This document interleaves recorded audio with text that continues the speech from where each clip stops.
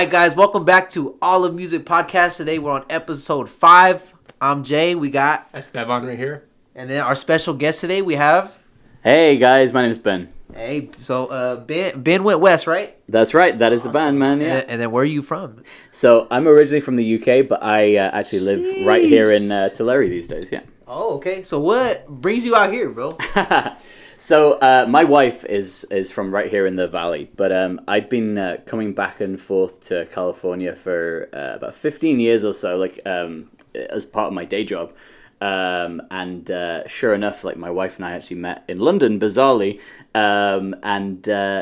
Obviously over time we decided it was going to be a long-term thing, and I moved out here, and we've been married for a little while now. Man, so like that's crazy. So you're originally from England. That's like you're born there, raised there. Yeah. Your wife as well? She's from there too? No. She's from right here in Central California. Yeah, Nice. she grew up in Tulare, just down the road. Oh, dang. Nice. I mean, Okay. Any questions? Yeah. So you mentioned off camera that you just recently went to the UK, right? Yeah. I So- just did a quick visit back home. Yeah. Okay, awesome. How was that?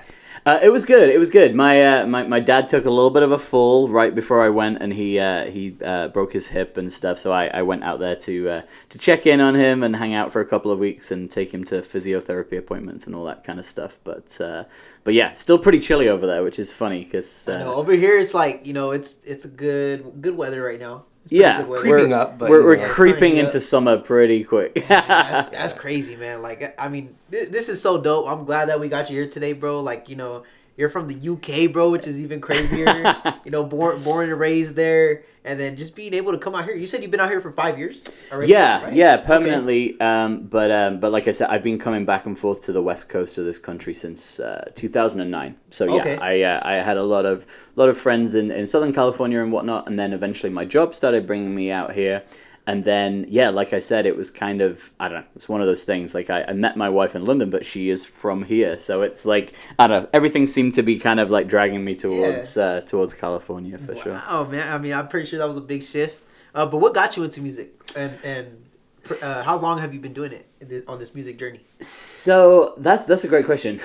So I growing up, like I have always loved music. Like I don't remember when music has just been part of my life, literally for as long as I can remember. And growing up in the UK, obviously there's just so many just classic bands which were just kind of ubiquitous, right? They were just part of like the fabric of growing up, like the Beatles, Led Zeppelin, David Classics. Bowie, the Stones, like all of that stuff was just everywhere. Like I knew all of those songs without knowing why I knew those songs. So I think it was kind of just in me. And then like a lot of people, like you get into your early teens and you start wanting to play an instrument. You start wanting to join a band, and I feel like some of my friends wanted to play video games, but as soon as I figured out 3 chords on the guitar, I was like, no, this is my thing, right? Like I want to do this. I want to make loud noises.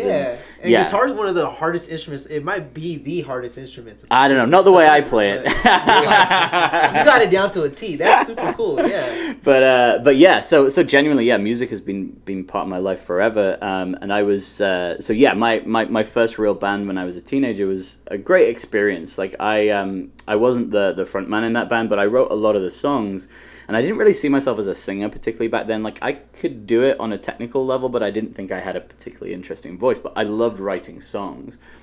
And I think like being in a band environment where we had a need to actually sit down and like, okay, we've got to do this. Like we're going to go and play shows. We need songs to play, right?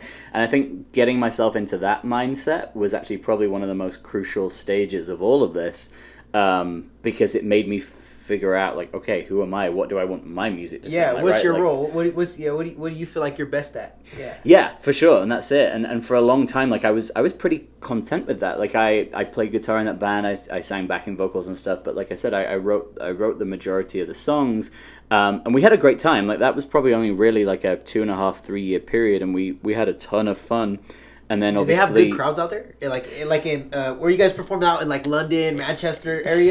So I grew up in York in the north of England. Yeah, no, it was fun. It was fun. We got to play. I mean, we were pretty young, but most of the venues were still pretty A-OK. Like I don't really, actually looking back, I don't really know what the legality of having underage kids play. I'm probably indicting myself on something at this point, but no, it was fun. Like a lot of our friends played in bands and stuff, and it really was like it was fun to be part of a local scene, and sort of everybody would go to everybody else's shows, and it was just a ton of fun. And it's one of those things that I'm really glad it happened when it did, because it kind of activated that part of my brain which I then didn't use for quite a long time, because once I got into my actual day job career, which funnily enough is in music but not on the artist side, Nice. I kind of parked that away. Like I never stopped playing guitar, but I did stop writing songs for 10, 12 years. And then like a lot of people, during the pandemic, I was actually still in the UK at that point. It was right before I came out here, like permanently.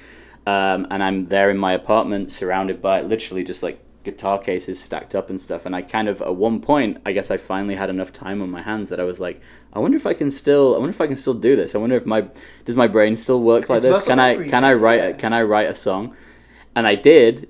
And it was kind of like turning a faucet on, because I didn't realize how much I'd missed that part. Like I'm fortunate enough that I have a creative day job. Love that metaphor. But that part of my brain, I hadn't used it for a long time, and it was kind of like, as I don't know, getting all mushy and sentimental, but it really did feel like reuniting with somebody that I hadn't like seen for a long time. It was like meeting an old friend again, and I wasn't writing songs about what was going on in the world at that point, like a lot of people were who were just trying to write their way through a global pandemic. Yeah, you're just stuck, I was starting to write stuff, kind of try to unpack some of the stuff that had maybe happened in like the 5-6 years running up to that, because this was the first time I'd really taken a breath for a hot minute, and actually sort of started to, like, I'd turned 30 years old and a bunch of these milestone kind of things.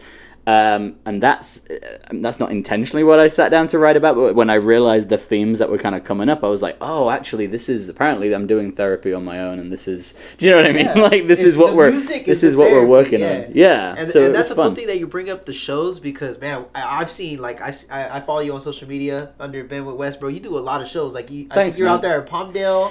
Were you out there? You done some shows out there in Arizona, maybe? So we've not been to Arizona yet. We're playing out there later on this year, but we just played in a really fun show in LA last week at the Viper Room, which is obviously a famous venue. And for me, growing up like 5,000 miles away, like I've known about that venue like my whole life, like for good reasons and bad reasons. I was like, oh man, like that's where River Phoenix died.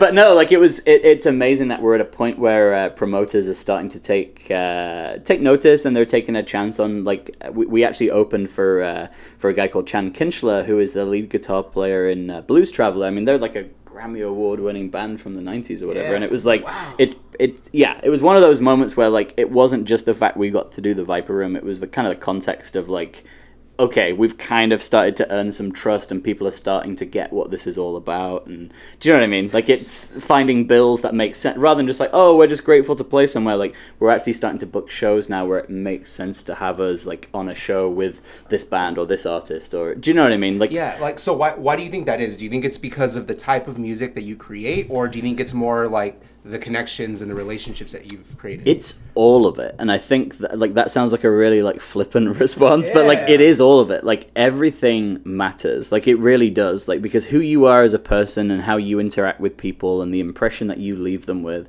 especially in situations where, like, yeah, you're maybe only going to have a couple of minutes of meaningful conversation, but someone's going to base their entire impression on you based on that amount of time, right? So I don't know, like I try and make the most of situations like that, but I also just try and be a human being as well, because like I said, I'm around music and have been for a long time in my day job, like on a very, very, like, professional level, and it's like I've seen people act in some of the weirdest ways imaginable when they get into a room with somebody who they think can do something for them.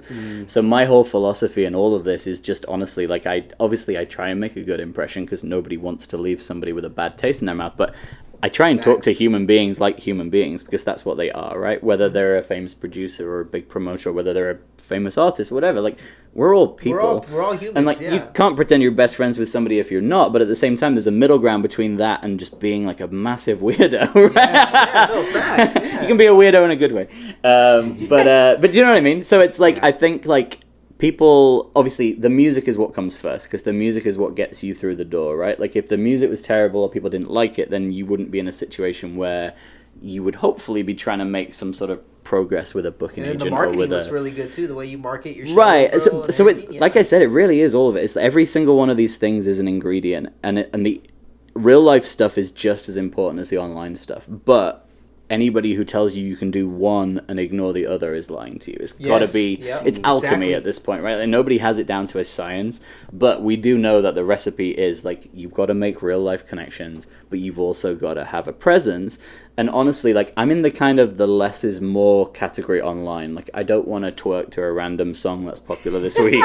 I don't think that would fit my vibe or my crap. I don't know. Maybe I could make a lot of.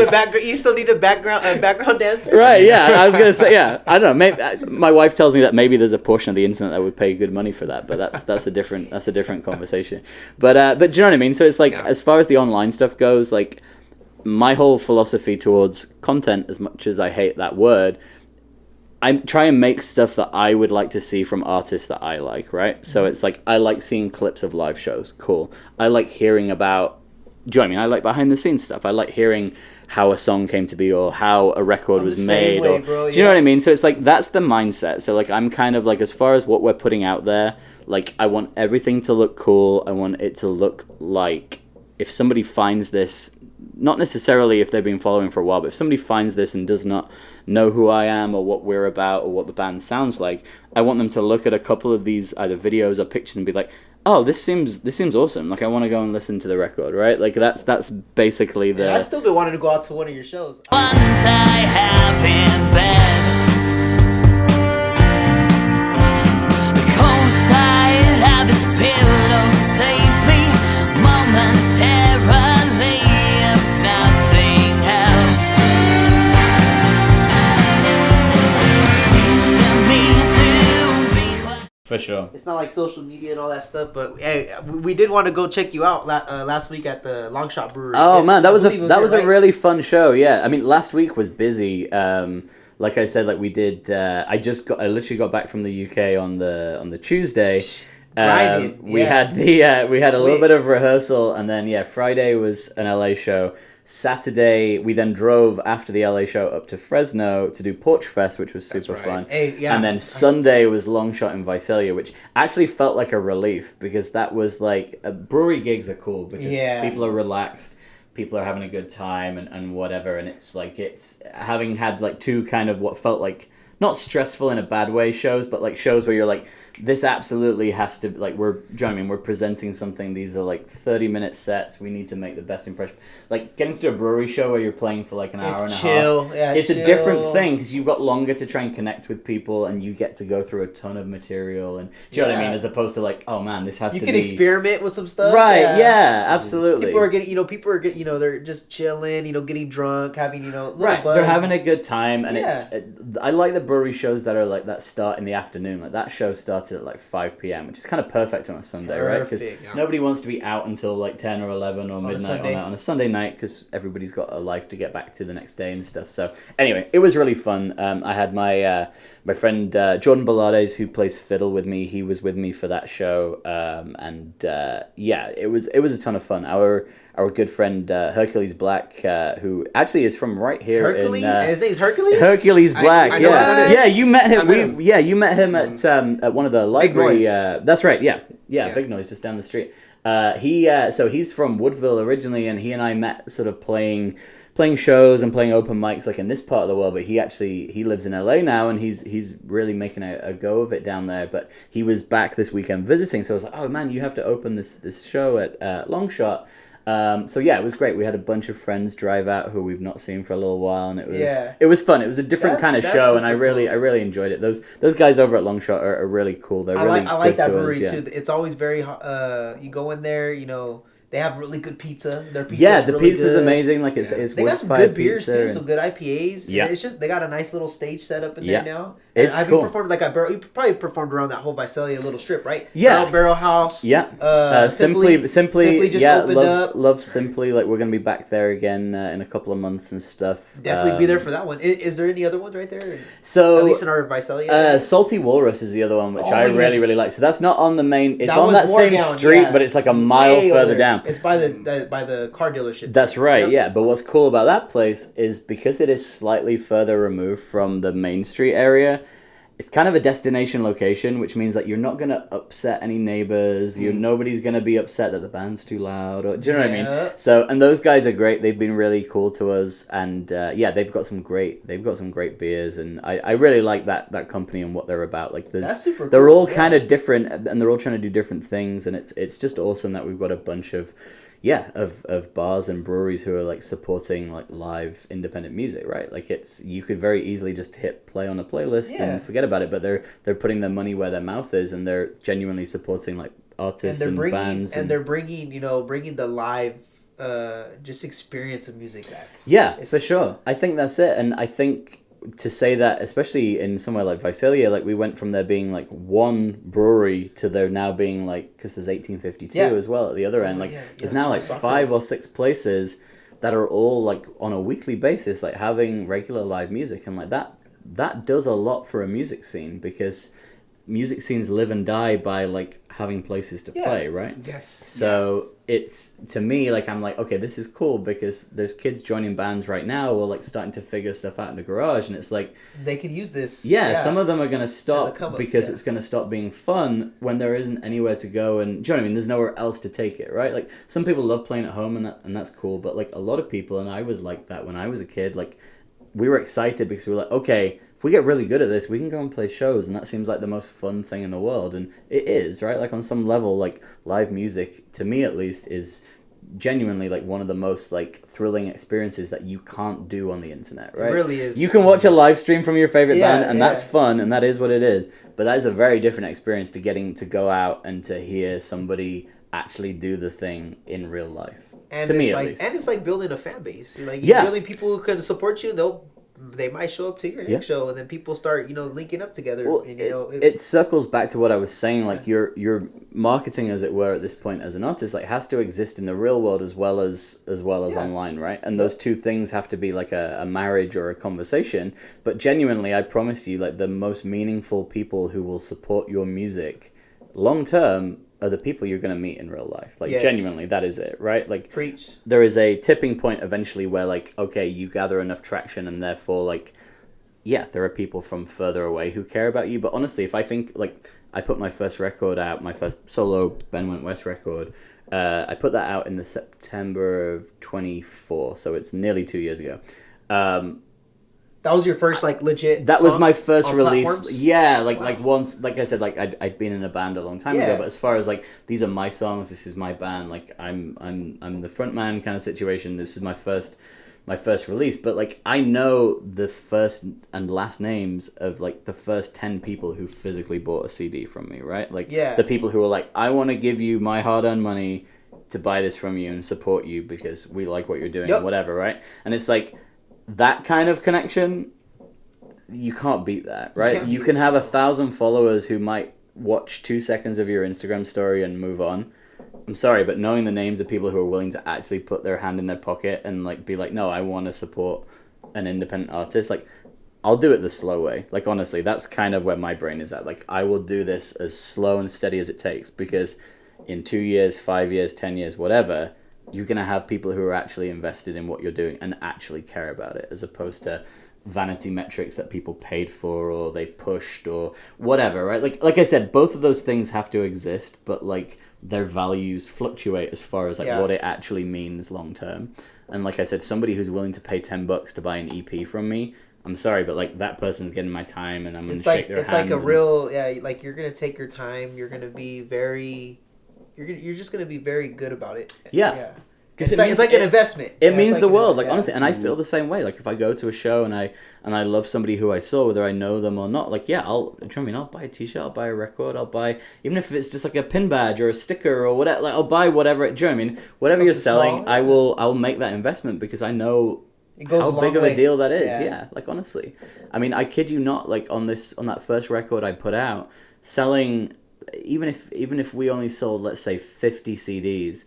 That is probably like nearly 2,000 times what we made off streaming, like as far as like what those individual streams are worth. And then right? what do you think about that too? Like that's another question I wanted to ask. Like what do you think about I love it how you're into this old school, original, authentic way of distributing music, CDs, EP, like actual live, the real way, growth. Physical, organic growth, yeah. instead of streaming, where it's kind of like messed all those things up. It has, yeah, it's kind of overshadowed. It's a huge topic, and to be honest, like my opinion has continued to shift like over time, and I think honestly I'm coming around to a way of thinking which I actually heard a music marketing guy recently talk about this, but he said realistically, like whether we like this or not, and this is where it gets controversial for a second, like streaming music at this point in time in 2026 has to be looked at as a marketing expense. Exactly. As opposed to like, oh, this is actually a viable revenue stream. It is for like maybe the top 10%, 5% of artists, but realistically for most people who are trying to build an audience and are trying to build to the next level of sort of success, you've got to look at it as a marketing exercise. So kind of like traditionally having a song on the radio, you weren't getting paid crazy amounts of money for that, but a lot of people were hearing it. And that's kind of how this guy was pitching the idea of like changing our mindset about streaming. And it's like, I totally get that, and I'm trying to let my rational brain process that and think about that, but there's the other part of me which is like, we let a bunch of tech bros who have absolutely no vested interest in this absolutely turn an industry upside down and hold it for ransom for over a decade. And like that doesn't sit well with me. But at the same time, as one guy, I can't change that, right? Like that's a bigger issue that collectively we've got to kind of have a referendum on eventually. You know, that touches on an interesting topic, because I think that's one of the reasons why we're doing what we're doing. Because we realize that the Valley itself, this is another conversation we've had in many different ways, right? Yeah. The Valley itself leaks so much talent. Yeah. It leaks so many people. It's growing. It's the fastest growing part of California. Yeah, but at the same time, we lose a lot of people. Yeah. Because they go to other markets like LA, SF. Yeah. Great places. Incredible Absolutely. places.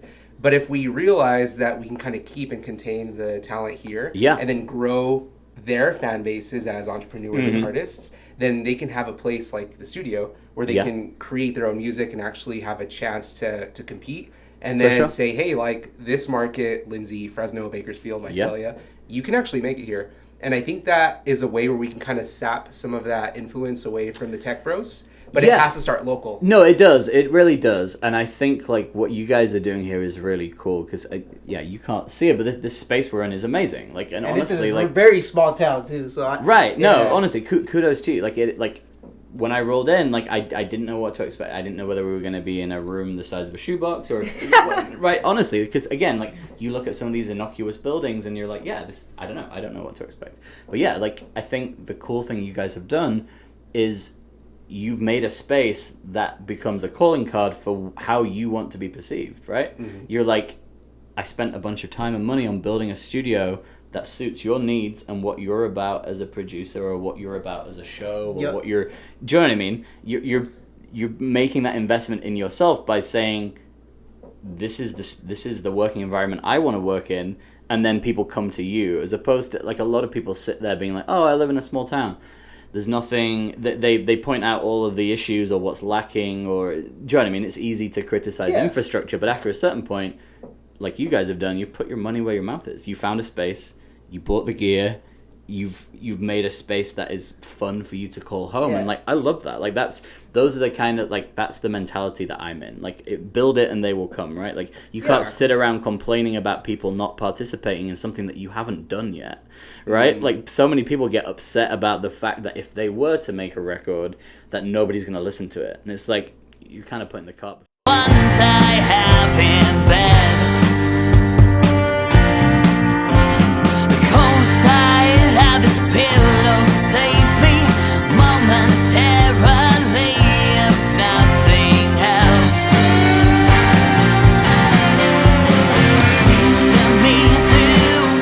But like you were saying, like this is a calling card, and I mean, it's been great to see the growth because we've barely been open a year. Like it's been a year. That's amazing. I was going to ask you guys, because honestly, it's barely been a year. Yeah, this is really nicely established, and like it feels. We don't have like all the best equipment. Like we don't have a big mixer board. You know, we have like a booth with a window panel right there. You can see like, and all those studios are cool. I've been in those studios like that, and it's really cool. Yeah, but. We just want to be able to have a place where whether you're just a rapper, music artist, or you're an actual musician, you do everything. Where you have a place to call home, feel comfortable, make it more of like a bedroom vibe. Because when I started making music, we used to just do it the corner of a bed, and just have put a sock over the a mic like that. That's actually one of my one of the mics off one of my first projects. I used it for an entire project. That's awesome, man. And you just gotta learn as you go. That's it. And I think that's what's cool is like we're at a point where like all of the equipment in theory is more affordable than it's ever been, right? There's stuff at every price point, right? Sort of. In theory, right? Like it at least the access is more stuff is more accessible than it ever was, right? Like obviously yes, stuff still has a value and whatnot, but I think the idea that you can build an initial you can build a rig, right? You can be like, okay, I've got an interface. Got a computer that's not gonna like set on fire and like, do you know what I mean? Like crash out. The fan isn't gonna like make it take off the desk or whatever. I can buy Get a mic MacBook. and I can right? Like so but like hearing you guys talk about like you're already thinking about what the next stage is, like that's exactly how my brain works. It's like, okay, we're gonna do this and this is gonna get us going, but then I wanna do this and I wanna do this and I wanna build this. You just gotta execute each one though. That's the main goal is you can only take it step by step. You can't, that's it. Like even though we have it already engraved that we're gonna do this next, we have to execute what we're doing right now, and then. But the trick is like if you can wholeheartedly accept the limitations of whatever you're doing, but while still fundamentally caring about the outcome, right? Like the quality control. Yep. And then each time you get to move what that bar of quality control is, right? And it's like people notice that because one of the things it's nice to hear it, but like it's one of those things that to me it's an obvious thing, but people are like, oh wow, like that video looked really cool or that sounded really great, and I'm like, if I'm putting it out, why would I not want it to be those things?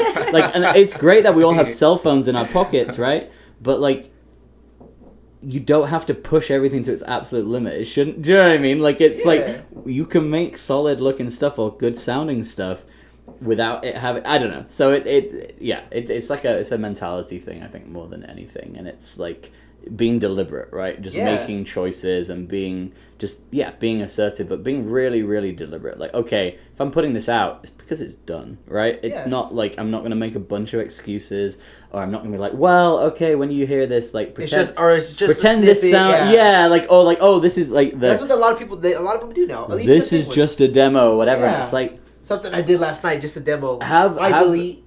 Then you hear it on the project and you're like, oh, felt cute, might post later.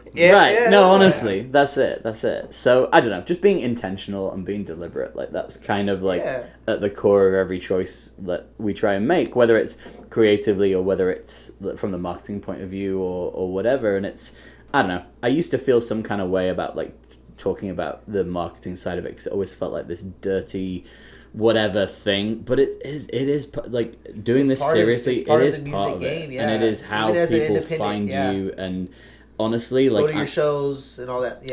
And that is what I know. A lot of talented people who are sat in their bedroom right now writing the best song that you're ever gonna hear, except you're not gonna hear it because they have not figured that part out yet. You have to market it. You have to market. That's one of the biggest things in music. Is it's easy to do the record, to do the song.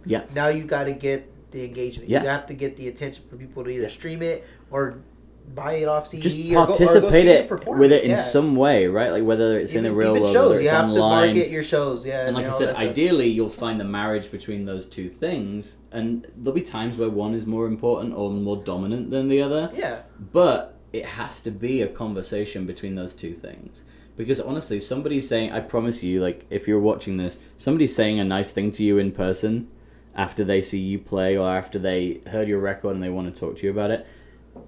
That's worth 1,000 times, like, somebody being like, cool, bro, in a comment on Instagram. Don't get me wrong, it's great to hear either way, but when another real-life person looks you in the eyes and is like, oh, I liked that, that's, do you know what I mean? Like, that's like gasoline to me. Like, that is like, that will keep me going for like the next 4 weeks, right? I can have it can be the shittiest weather, and I'm sorry, I'm not sure if we're allowed to curse.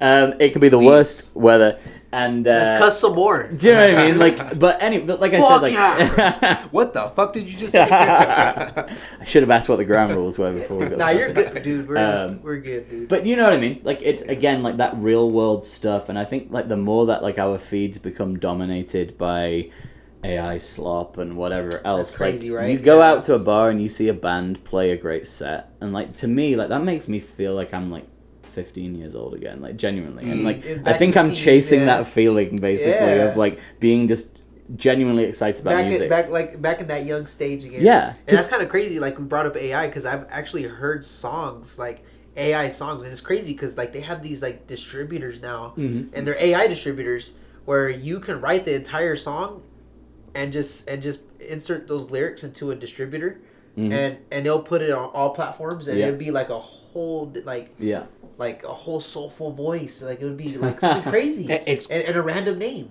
Like it is crazy. It's crazy because AI, it's close, but there's something. You're right, and it just doesn't sound natural though. No. Yeah, there's something in our brains where we can tell when something is human made, and I think that's why people like you are coming up and have been coming up for a while, because we can recognize when something is organic, but also there's a little bit of soul behind it. Right. And AI can always get close, but it's never going to be there. Genuinely, and honestly, I do think there are corners of the music industry that it will dominate. Like, honestly, like, I think, like... in the engineering phase, definitely. Yeah, probably. No, without a doubt, because I promise you, like, if somebody can save a buck, then, like, they are going to embrace whatever means it requires to do that. And like most things, like, the pendulum swings extremely one way, and then it swings back, and eventually it levels out. But we are sadly, at the minute, on that bell curve or whatever, we're in the shitty part of that journey, right now, where people, like, there's not enough legislation protecting whether it's copyright or protecting what actual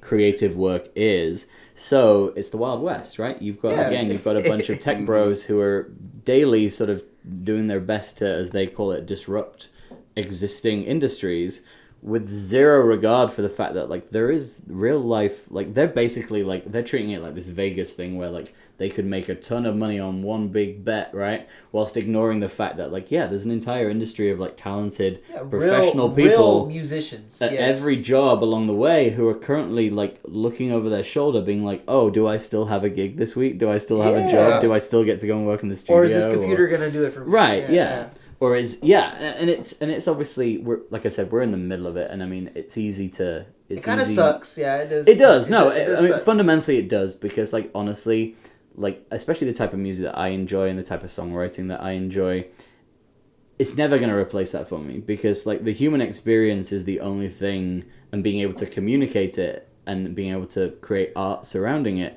is the only thing that separates us from monkeys or from hippos or whatever, right? Like, that genuinely is what makes us people. Yeah. And I think we are all collectively going to realize that we have flushed something down the toilet that was actually really, really important, and we will eventually kind of step back towards things that feel like more authentic. And it's good to have those audiences and those people who appreciate live music, that appreciate that stuff. Absolutely. And it's kind of great because I feel like with this AI stuff now too, you do kind of see it out here, at least in the Valley, that you do see people that do want to go see live music. Like they appreciate, and they will continue to listen to live music with all this AI mumbo jumbo out there.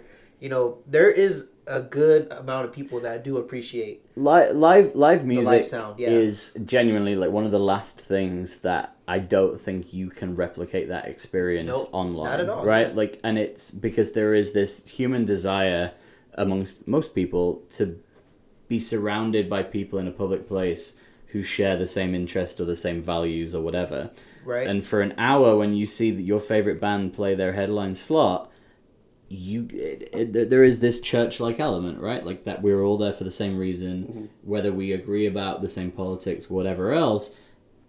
We're all here because we love these songs and we love this music, and we find something beyond you reap it, our own experience in that by doing it with other people. And like I said, like, that's the bit that you can't that's the bit you can't replicate. You can't replace that. Yeah, you can't. The worst thing in the world would be if, like, to me at least, would be like, imagine if you actually did kind of fall in love with some sort of AI band or some sort of AI artist, and you're like, well, shit, I can't go and do the other bit, right? Like, I can't go and actually experience this in the real world, right? You can hear it though, and like you hear no hisses, you hear no press, and it's kind of crazy. Yeah. You know when it's AI, when it's not. So like when Esteban was saying, like it still needs a lot of work still to do.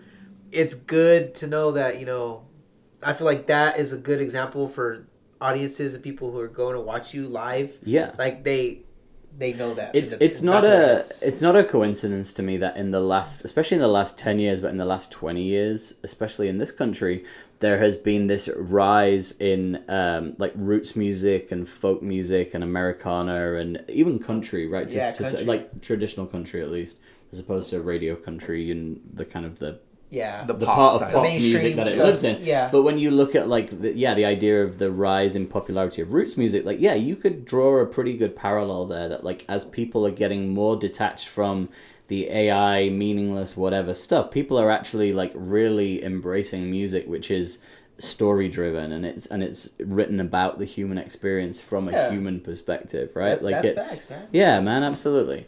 So I don't know, I think it's a good time if you are somebody who has something to say and you are willing to put your money where your mouth is, and you're like, these are my songs, this is what I care about, does anybody else want to hear this? Right? Like this is actually, it's scary because like any period of technological change, that's always going to be intimidating to some extent, but you've got to block out that noise and you've got to double down on like, no, I care about this music, I care about these songs. Once I have in bed, the cold side of this pillow saves me momentarily.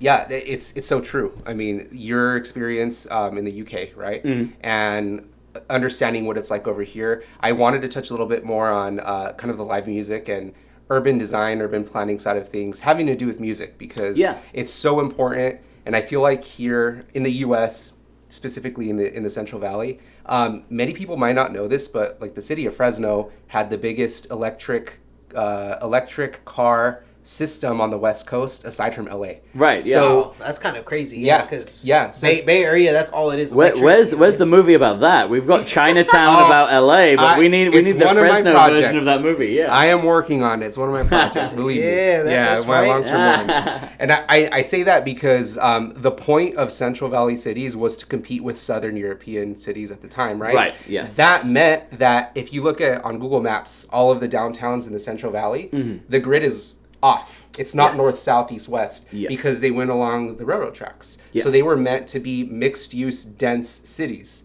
That did not happen. They started off that way, but when they started off that way, they were mixed use where you could live above where you worked and all that stuff. But that included things like live music, entertainment, 24-hour economies. And that is where you gain more trust in your neighbors. That's where you gain more trust in your police officers because you see them off duty, right? This is where you learn that humans are humans and that cities should be first and foremost for humans so we can enjoy them. It's a real human connection. Human connection. Right, and what better way to do that is than music. I mean, I feel like that's just the best way to do it. So you, having experienced a continent that, although suburbanization exists there, it predates the mess that we've made here in the U.S. in that sense. So I just wanted to get your take on what can the Valley, but also just like here, this country in general, what could we do better, or what could we do and adopt that you've seen works when it comes to helping entrepreneurs and musicians out? Because I feel like the more spaces that we have for people who want to share their music, the better for us, right? Right. So is there anything that you could think about or talk to us about that you've seen works in other places? This sounds so simple, but the idea of like walkable distances between multiple locations on somebody's night out, right? Mm-hmm. And I think like Visalia is a really good example of this. We went from there being like the 1 or 2 breweries on one street up to 6, like 7 now, Genuinely, right? And that has turned that whole area into this almost de facto pedestrianized area on a weekend. It's not, legally speaking, you can still very much get hit by a car if you want to. But to some extent, it's not weird now to see like groups of people like walking from like, oh, we had dinner here and then we went and had a drink here. But then we wanted to catch a band who were playing down the street. But then we realized our friends are actually 2 doors down at this other place. So like, do you know what I mean? It went from being destination location and it being one person, one car, and it's like finding... it's like a strip now. It's like, right. It's honestly, like, it's kind Hollywood, of... Vegas. Right, yeah. And I mean, even those places now, like, I mean, Hollywood's a great example. Like, the Sunset Strip, like, the scene died in LA in the late 80s, early 90s, because they changed a city ordinance where you weren't allowed to be just on the street between venues. You had to be coming or going from, I'm going from the Viper Room to the Whiskey, or I'm going from the Whiskey down to the Roxy, or whatever it was. And the scene died because people just weren't hanging out. There was this sense of, like, there was people, like, trying to promote a show that they were going to play next week.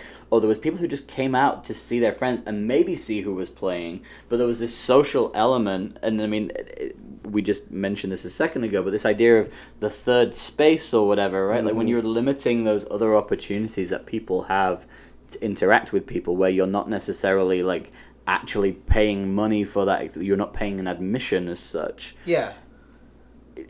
It's not that, like, oh, this is a problem that we've never found a solution for. It's like, no, this used to be less of a problem, and now we have engineered a problem that we are now having to solve. Do you know what I mean? Exactly. Yep. So yeah, so my short answer, and again, like, the same issues have happened in London. Like, a lot of famous venues ended up closing because, again, real estate deals became very, very appealing to people who owned venues, and increasing overheads and whatever else. Yeah, if a developer shows up and offers you £2 million or whatever for the lot that your building is standing on, I can't deny that that's an appealing prospect, right? Exactly. And then you have people who move into those areas where venues do still exist, knowing full well that there are music venues there, but they're like, wow, I'm gonna have to, like, complain to somebody, right? Because it's pretty loud on a week, and it's like we've all collectively got to, like, readdress how we're looking at this, right? And like you said, like, how we're using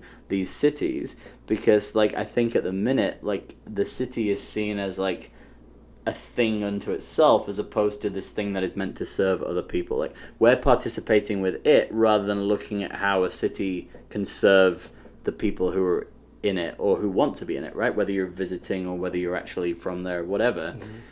I think that relationship and that dynamic, like, has to be readdressed for us to be able to not just keep kind of going down this road of, like, well, I don't want to live near other people because I've decided other people aren't a good idea, right? Like that, which is ultimately what cars and sort of, these very solo kind of, because there are inconveniences to you at that point. Right. No, there are. We've let the convenience overtake the humanity of it.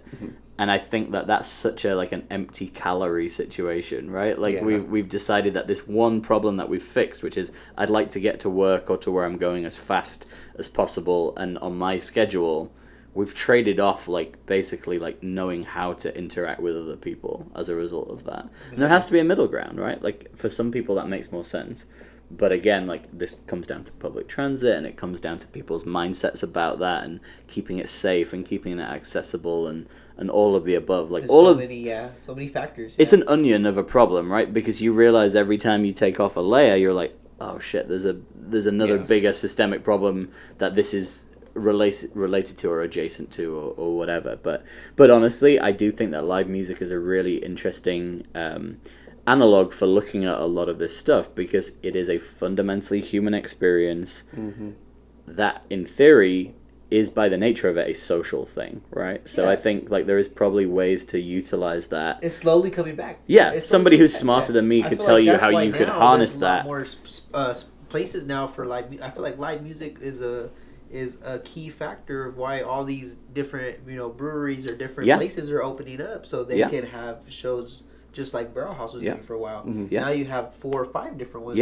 that want to do the same thing. Like, I'm pretty sure you're probably going to perform at all of them. Or if you haven't already. I think we've done most of them at some point. Like, we've played on most of those stages. And it's amazing. But, like, Fresno as well. Like, Fresno's as a real like a Tower District is a really good vibe. I love it. I would love to spend more time there. Honestly, like we played a few shows up there. Like I said, how was Porch Fest? Porch Fest was amazing, and like I hands down think that's probably one of the most wholesome events that I've ever been a part of. It's literally on the porch. And I actually said that. I actually said that on the mic, yeah. and like a bunch of people laughed, and I was like, I know that sounds funny, but I was like, I'm actually being deadly serious. Like, there's people like with their dogs and their kids, and there's like the smell of like food wafting everywhere, and everybody I interacted with like was just super super cool. Like the owners of the house that we were playing at, like they took care of us amazingly well, and it was really really nice. But like one of the owners said to me afterwards, she was like, man, you had like 80 or 90 people like who obviously had stopped, and because people walk between these stages, right? And I was like, man, this is like, it looked like a lot of people when I looked out, but I do you know what I mean? I wasn't going to stop and like, let's do a quick head count. Can you just raise your hand if you're here? But no, but it was one of those things where when somebody said that number, I was like, that's pretty crazy. And I was like, that in some ways, just tying it back to what we were talking about, like that's a pretty good allegory for this idea of like, okay, a walkable city, and you can go between a bunch of venues, or you can go between a bunch of different bars and restaurants and whatever. Like there is something to that. Like if it is accessible to people will do it. And Tower Porch Fest is a great example of that. Yeah. Like I don't personally know the organizers, but they are doing it looks super really dope. Like, cool, really cool stuff out there. And they care about it, and it's been growing. They've not done this overnight. Like I know Visalia does one too, I believe. They started last year, yeah. So it's coming up again this year, and you should have those guys on the show to talk about it. Yeah. There's a bunch of people involved in that who are genuinely like putting in the hard work, and I can make those introductions and stuff. Yeah, they're good friends of mine. But like I think that's it. Like I think if you build it, people will come. And this idea that like people can just gravitate freely towards like, oh, there's music here, or there's something I want to do here. But the idea that you don't get back in a car and drive another 5 minutes or 10 minutes or find parking or whatever. This idea of being able to walk between stuff like that, like that's what makes Porch Fest in Fresno like amazing, because it takes over a whole corner of the town, like that's genuinely super cool. That's why music really does make people fall in love with their homes, with their cities. And I think that's why I'm so intrigued by urban design, because if you do it right, you can use things like music to get people to fall back in love with where they live, and then they demand more from where they live, and they love their own homegrown musicians, like people who were there. Like example, we're using Fresno, talking about Fresno right now. You're getting Fresno talent, Fresno artists that people can fall in love with, and not have to, genuinely, like it makes a world of difference. Like I had a friend of mine who's in a band on the East Coast. He reached out or whatever at some point. I was promoting a bunch of the shows that we had coming up, and he replied to me specifically about Porch Fest and was like, "Oh man, that's really cool that you're doing that." And I was like, how the hell do you know about Fresno Porch Fest or whatever? And it's been going for long enough, like that it now has this reputation with sort of independent bands and stuff, like who take note of like, oh man, this isn't just another random soulless, slightly corporate event. Like it's an event that has an actual it has an actual heart, and it has an actual reputation built on the fact that it's great for people who attend it, but it's also fun for artists, and it's like there's a simplicity to it that we've lost in other areas, right? Like it really is like literally people playing in other people's front yards. Like it's as DIY as it gets. Like you've got a PA and you've got a sound system, but ultimately you're playing at the front of somebody's house to a bunch of people watching you standing in the street. Like that's punk rock, right? Like that is literally like that. It doesn't get more real than that. Yeah, it doesn't get more. So real I'm all. Once I have in bed.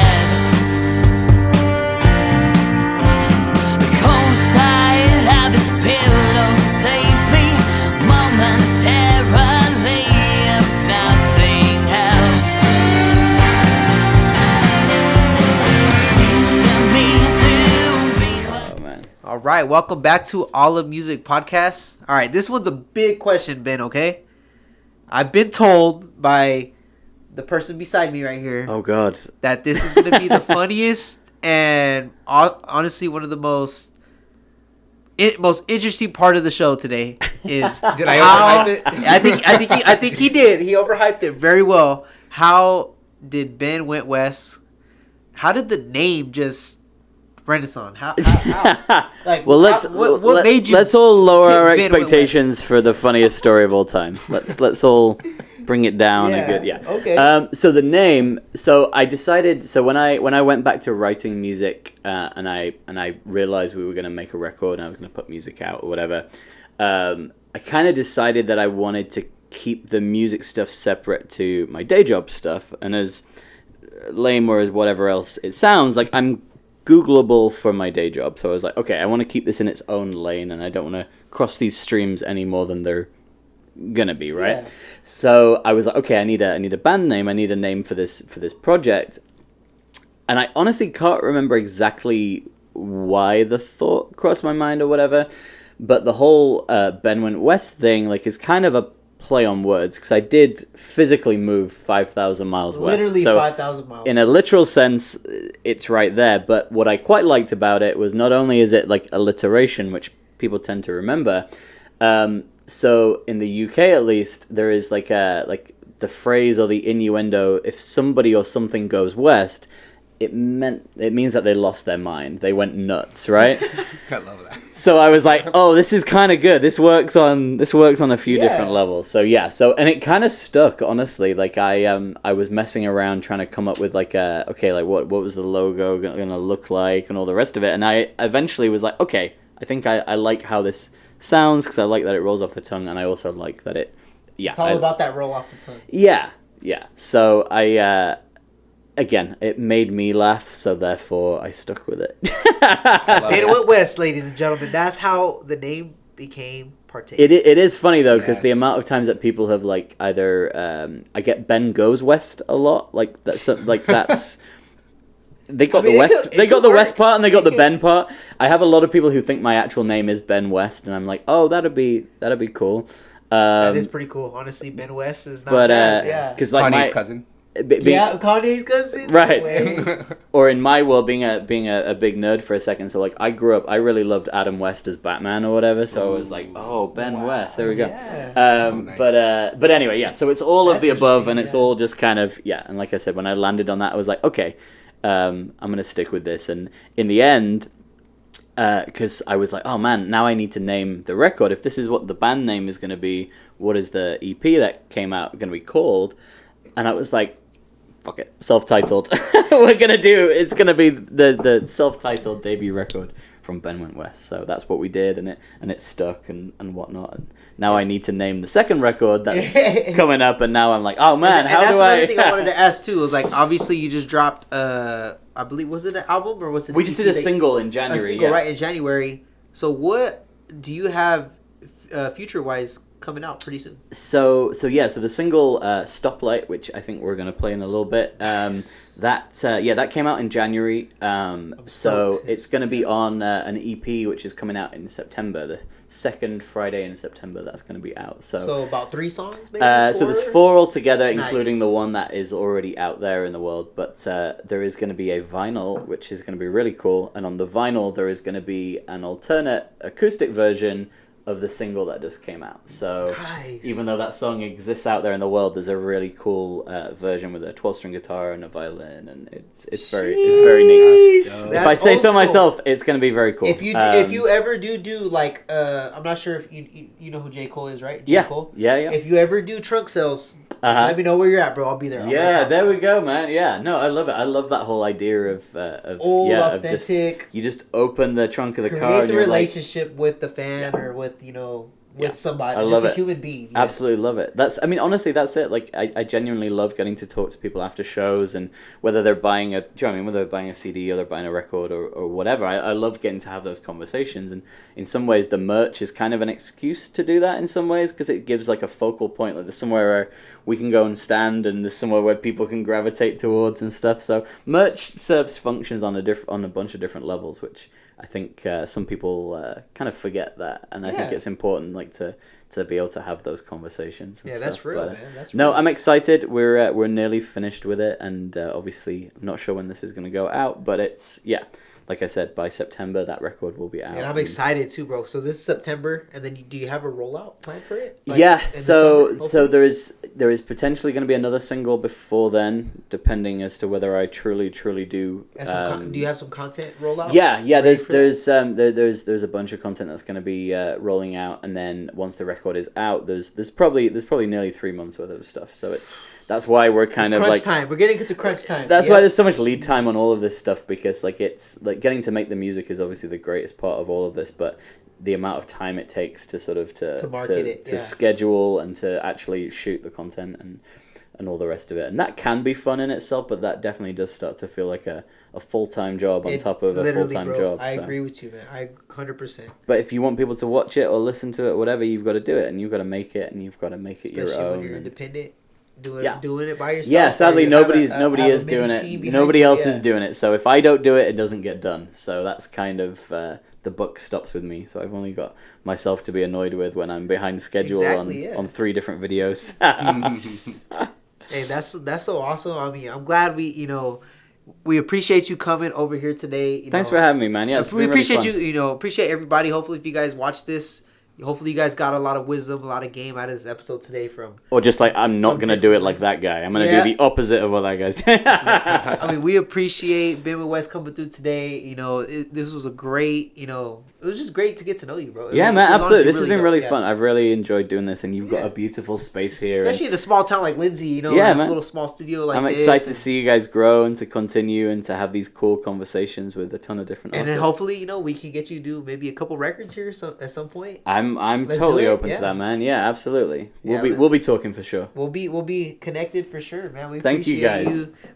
Shout out to Esteban for making this happen as well. I mean, shout out to Miss Wills for Big Noise. Yeah, honestly, we met a while ago, and it's is that coming back? She's retiring, and shout out Miss Wills. You are the best. She is the best. She is retiring this year from guitar teaching right here. Right. She taught all 3 of both siblings and me how to play guitar. Nice. That's awesome. So they're gonna do a big show for her this month in May at the end of the month.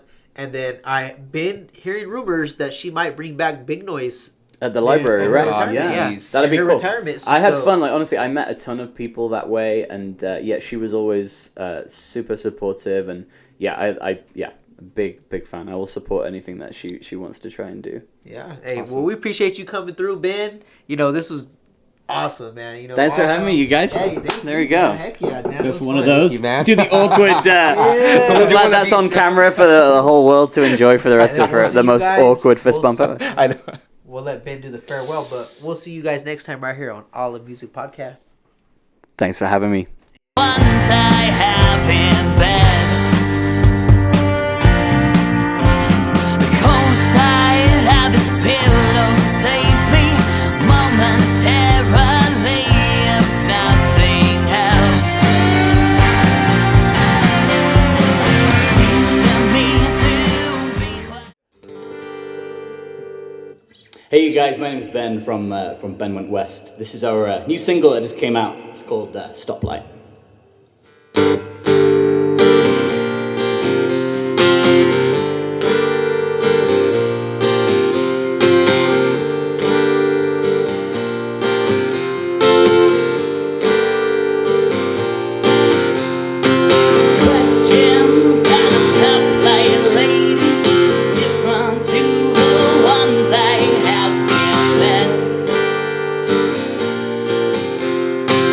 Cool side of that pillow